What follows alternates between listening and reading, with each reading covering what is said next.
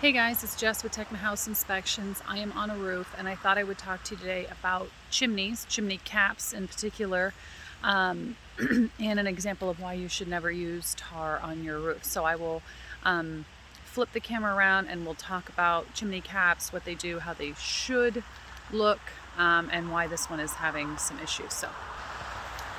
So this is the chimney I'm looking at this morning, and you can see there's lots of spalled brick here, so that's where water gets behind the face of the brick, and our freeze thaw process in Michigan starts popping more and more of that brick out. So you can see some of this stuff is pretty deteriorated. Some of them it's at the point where they're likely going to have to replace those bricks.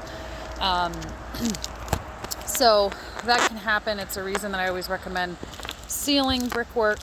The other thing that I wanted to talk to you today, so they've smeared tar all over this chimney cap, crown, wash, they're all kind of names for the same things.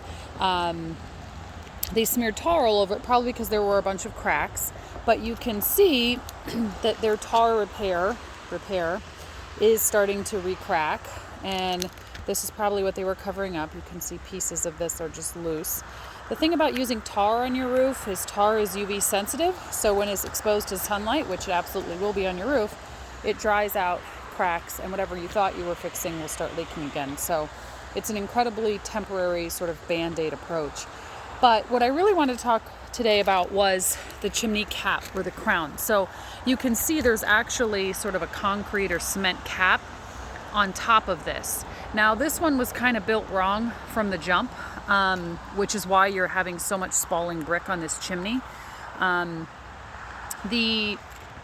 The concrete is harder than the brick, so it should actually extend over the edge of that brick so that it takes all the beating.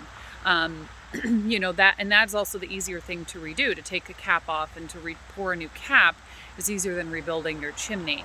So, you want a nice thick cap, and it should be sloped to the edges so water and snow doesn't want to sit on it, and it should extend over the edge of the brickwork.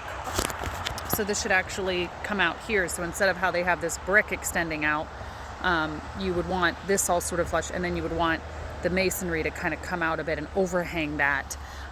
Again, just to kind of shield all of this brick from damage, and also you'd want it to be a bit thicker than that one. That's a pretty thin cap, so which is why it's in such rough shape. So some things to consider if you have a masonry chimney on your home, and if you are safe and you can walk on your roof, to take a look at it, and if you find that there are cracks and it needs to be replaced, some things to keep in mind to let the mason know when he is rebuilding it, exactly what you would want done. You want a nice slope, you want it to have an overhang, and you want a thickness that is going to hold up for you. So just some stuff to keep in mind. I got to get back to work.